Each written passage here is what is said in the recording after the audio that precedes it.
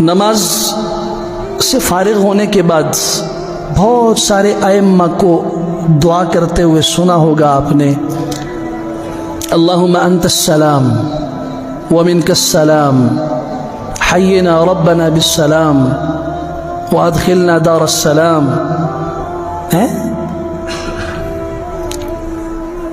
میں ممبر سے کہہ رہا ہوں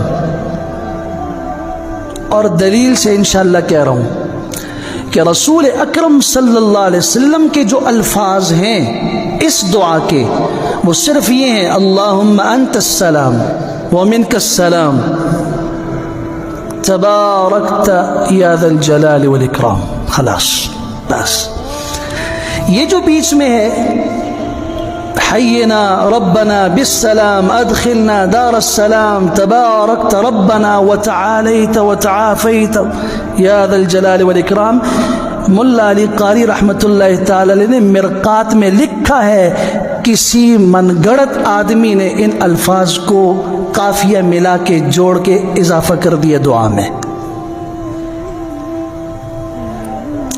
تم آپ سے کیا کون گلہ کرے گا بیچارہ؟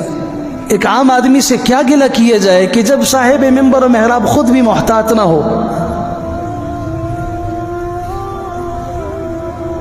اللہ کے بندے ذرا دیکھو حدیث میں کیا الفاظ آتے ہیں. جو کلمات حضور صلی اللہ علیہ وسلم کے ہوں گے ان میں اضافے کی گنجائش نہیں ہے.